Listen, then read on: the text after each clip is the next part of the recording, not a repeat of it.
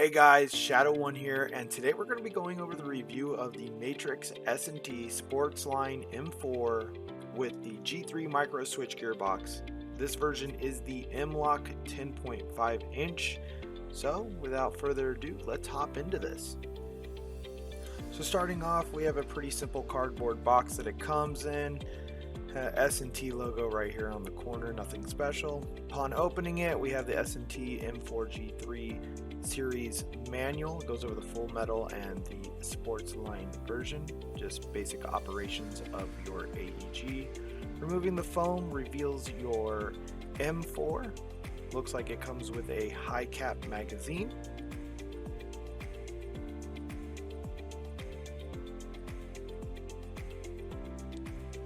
And the gun itself. So here is the gun outside of the box. We're going to go ahead and start from the front, which is a orange standard flash hider, a metal outer barrel, KAC style front iron sight.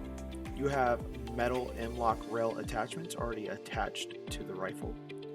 You have a solid metal URGI style rail, a nylon plastic upper receiver, a nylon plastic lower receiver, your select fire switch, which snaps nicely into place,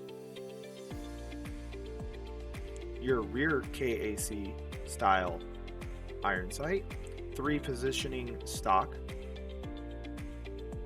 and a place to attach your sling. Moving to the other side of the gun here, you have another M-LOK rail attachment. You also have a nice American flag there on the side. Pull back your charging handle here and it exposes your rotary hop-up.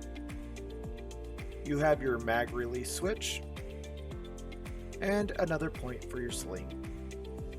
So to get access to your battery, you're going to pull down on the bottom lever of your stock. Pull the stock off the buffer tube. Look inside your buffer tube and there will be a wire. Upon pulling the wire out, the gun is wired to DINs. That is definitely a plus for this gun. So as you can see, we have a wide arrangement of mid caps that we are going to try into this gun. So let's get started. So the first mag that I used was the Lancer mid cap magazine, and the magazine clicked in just nice, had little to no wobble, was a little snug while trying to eject the mag, but otherwise it was a good fit. Up next is the PTS EPM magazine. Upon putting it in the gun, it clicked in nicely. There is a slight wobble, and upon release it does fall right out of the gun. Up next is the King Arms metal magazine. Upon putting it in the gun, fits nicely, no wobble, falls right out. Overall, a good fit. Next we have the TMC mid cap. Clicks in just fine, hardly any wobble, falls right out on release. Overall, a good fit. Next is the G&G metal mid cap magazine. Upon putting it in, clicks in nicely, hardly any wobble, falls right out on release. Overall, a good fit. Up next is the MAG mid-cap magazine. Upon putting it in the gun, there was some issues. It clicked in, but pulling it out of the gun, there was some issues as well. Would not recommend. This is the other G&G mid-cap magazine. Upon putting it in, clicks in just fine, hardly any wobble. Upon release, falls right out. Would recommend. The good old PMAG mid-cap. Upon putting it in the gun, fits in well, hardly any wobble. Upon release, falls right out. Would recommend. Up next is the RIS AMAG.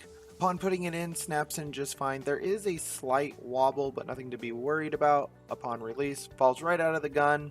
Overall, good fit. Up next is the SEMA metal mid-cap magazine. Upon putting it in the gun, clicks in just fine. Little to no wobble. Upon release, falls right out. Would recommend. So let's head out to the chrono. I'm going to be using Lancer Tactical .20 gram BBs.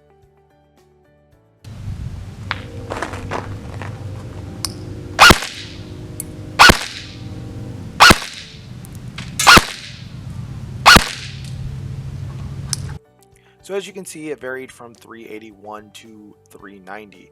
Would like a little bit tighter grouping, but what can you expect for the money? Another thing I did notice too is when I was shooting, the snapping of the rifle was really nice. You don't get that out of a lot of guns. You don't even get that out of some $400 guns. Another thing I did notice as well is upon the trigger pull, it has a very short trigger pull before it fires. Here's the demonstration.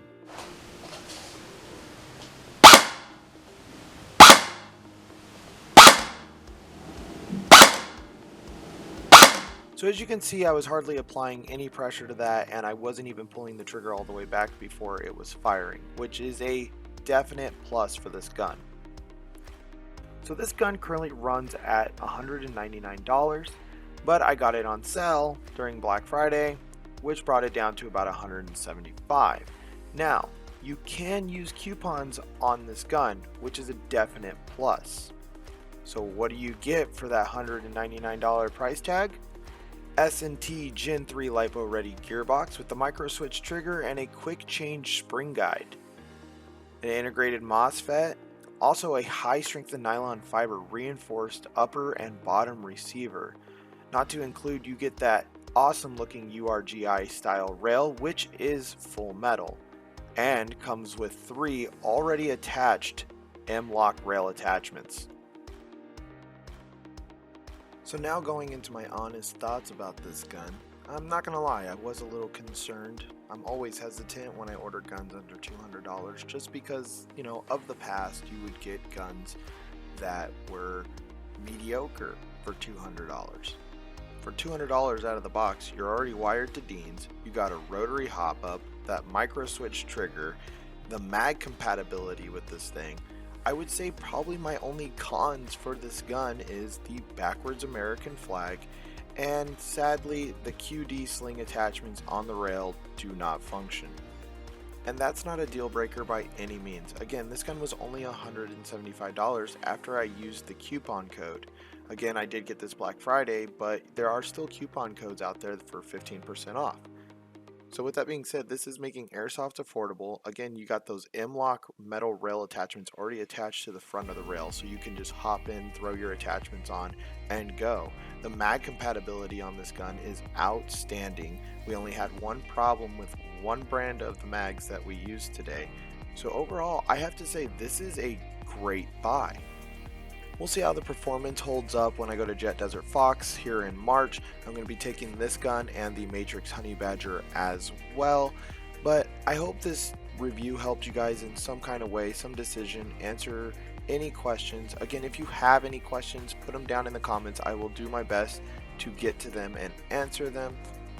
But yeah, guys, I totally recommend this gun completely for under 200 bucks. Even if it's just a backup gun, say your main goes down, you know, on the Sunday of an op, you can just bring this out and start using it. I totally recommend it. With that being said, guys, I hope you guys enjoyed the review. I hope you guys subscribe. I hope to keep bringing you guys more content. And until next time, guys, Shadow One out.